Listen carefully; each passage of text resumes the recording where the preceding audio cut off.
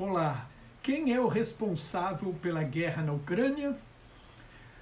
Um dia depois da visita surpreendente do presidente Joe Biden a Kiev, o ditador da Rússia, Vladimir Putin, se faz de vítima, acusa o Ocidente e a Ucrânia pela guerra que ele começou, volta a acusar a Ucrânia de ser governada por neonazistas, uma das desculpas mentirosas para a guerra, e suspende a participação russa no terceiro Tratado de Redução de Armas Estratégicas.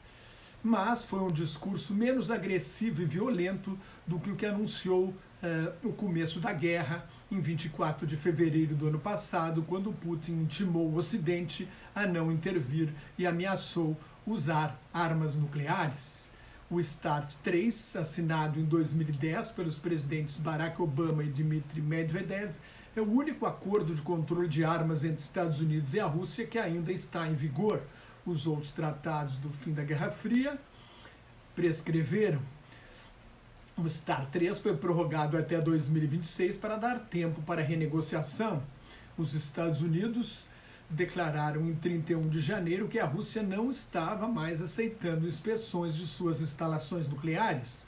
O Ministério do Exterior da Rússia afirmou nesta terça-feira que o país vai continuar respeitando o limite do número de armas atômicas previstas no tratado, 1.550 ogivas nucleares para cada lado.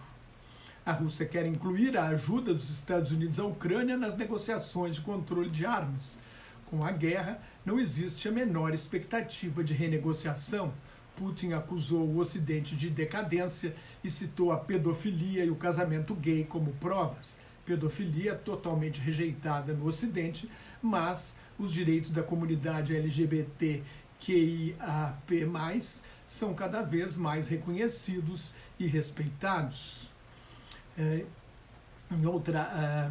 outro desafio aos Estados Unidos, a Rússia testou hoje um míssil de longo alcance, mas o teste fracassou. O presidente Joe Biden foi nesta terça-feira para a Polônia, um dos países mais vingaduras contra a guerra da Rússia, ao lado das ex-repúblicas bálticas da União Soviética, porque esses países temem ser invadidos se a Rússia não for punida pela agressão à Ucrânia. O grande desafio de Biden e dos países mais vingadura como a Polônia é manter a Europa unida no apoio à Ucrânia. Em discurso no Castelo de Varsóvia, Biden afirmou que a Rússia nunca será vitoriosa na Ucrânia. Acabo de chegar de uma visita a Kiev. Kiev está forte, Kiev está orgulhosa, Kiev está firme e, mais importante, está livre, disse o presidente dos Estados Unidos. E como a vice-presidente Kamala Harris havia feito dias atrás na Conferência de Segurança de Munique, Biden acusou a Rússia de crimes de guerra. A esquerda latino-americana, com seu viés anti-norte-americano histórico, que tem fundado as razões por causa das intervenções militares dos Estados Unidos no continente, mas não tem nada a ver com a questão, da Ucrânia. A esquerda latino-americana e parte do sul global acusam os Estados Unidos e a expansão da Organização do Tratado do Atlântico Norte, a OTAN, aliança militar liderada pelos norte-americanos, pela guerra na Ucrânia. À luz do direito internacional, esta é uma guerra de agressão, uma guerra de conquista, uma guerra ilegal e uma guerra imperial que vai contra a Carta das Nações Unidas ao violar os princípios de soberania nacional e integridade territorial. Mas eu queria registrar hoje a posição do líder da oposição na Rússia, o advogado e blogueiro anticorrupção Alexei Navalny. Para começar, onde está o líder da oposição russa? Está preso na Sibéria por força de processos forjados depois de sobreviver a uma tentativa de assassinato. E isso já diz muito sobre a ditadura de Vladimir Putin. Mas vamos às teses que Navalny publicou no Twitter sobre a guerra e sobre o que os russos devem fazer. O que significa isto que está acontecendo agora? Pergunta Navalny. O presidente Putin lançou uma guerra injusta, ilegal e legítima, uma guerra de agressão contra a Ucrânia com pretextos ridículos. Tenta desesperadamente transformá-la numa guerra popular.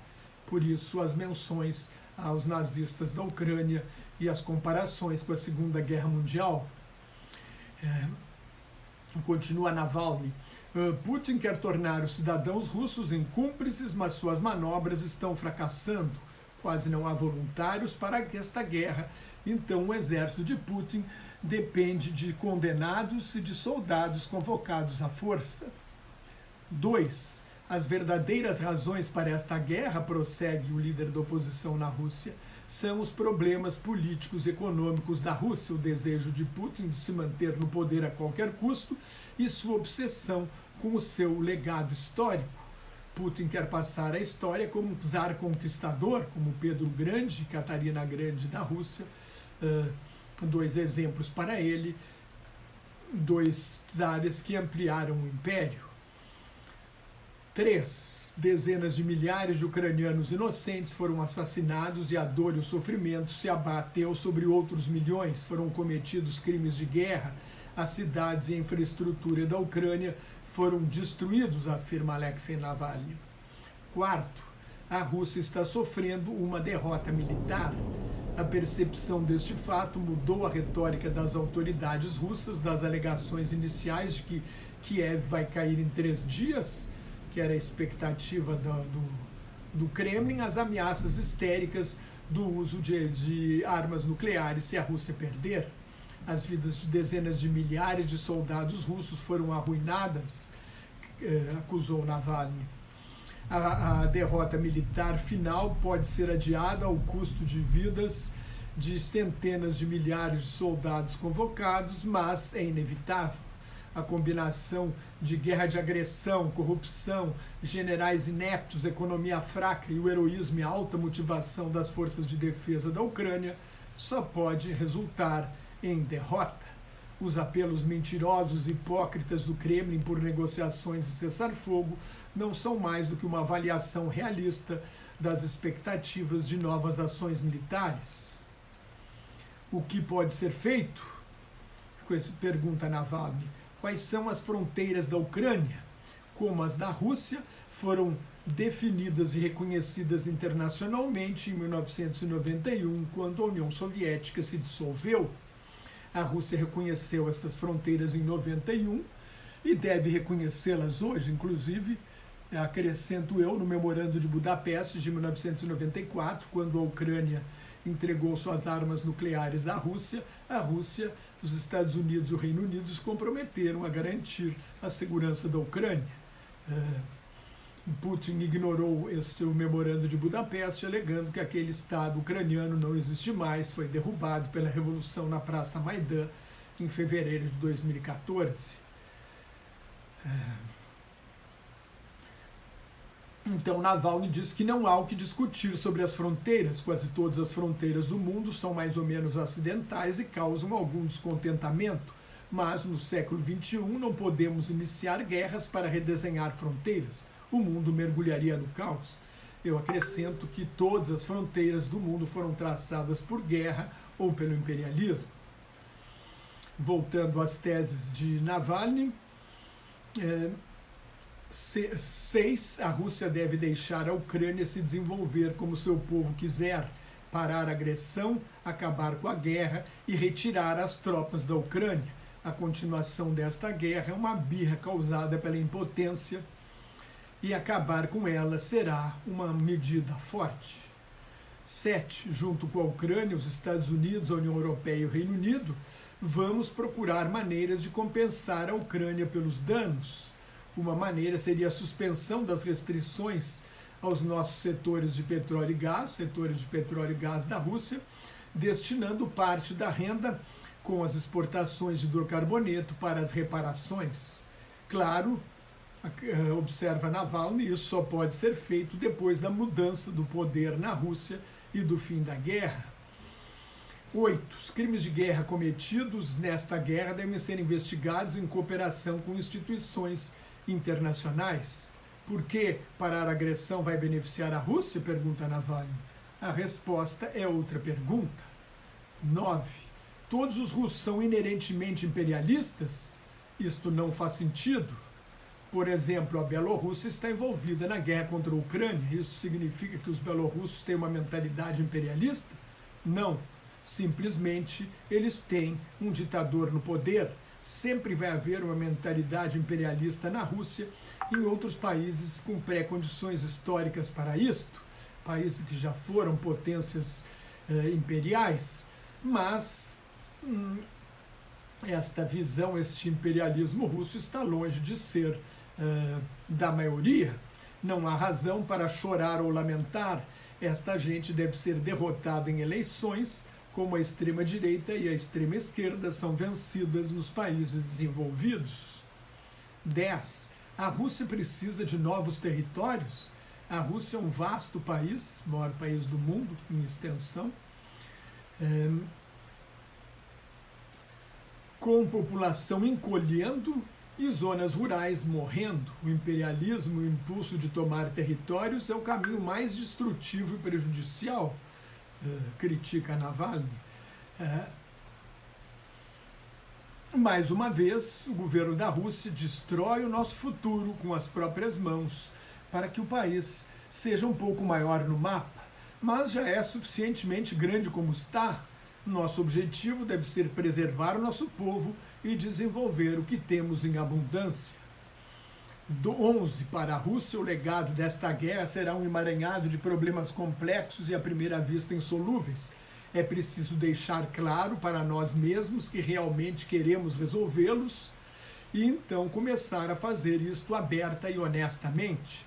A chave do sucesso é entender que acabar com a guerra o mais depressa possível não apenas será bom para a Rússia e seu povo, será lucrativo, não será apenas bom para a Rússia e seu povo, será lucrativo. É a única maneira de começar a avançar rumo à remoção das sanções econômicas internacionais, o retorno dos que saíram do país, a restauração da confiança do empresariado e o crescimento econômico. 12. Deixe-me reenfatizar que depois da guerra teremos que compensar a Ucrânia pelos danos causados pela agressão de Putin. No entanto, o restabelecimento de relações econômicas normais com o mundo civilizado e a volta do crescimento econômico vão nos permitir fazer isso sem afetar o desenvolvimento econômico do nosso país. Nós estamos no fundo do poço, constata Navalny, e para reemergir precisamos nos recuperar. Isto será eticamente correto, racional e lucrativo. Precisamos desmantelar o regime de Putin e sua ditadura, idealmente através da convocação de eleições gerais livres e de uma Assembleia Constituinte. 14. Precisamos de uma república parlamentarista com alternância no poder através de eleições limpas, tribunais independentes, federalismo, governos locais autônomos, total liberdade econômica e justiça social. Reconhecendo a história e as tradições, conclui o líder da oposição da Rússia, precisamos ser parte da Europa e seguir o caminho europeu para o desenvolvimento. Não temos outra escolha, nem precisamos. Se você gostou, assine meu canal no YouTube, me siga no Twitter, no Instagram e no Facebook, onde colaboro com o Grupo Quarentena News, e leia o meu blog Globalização em Crise. Muito obrigado e até mais.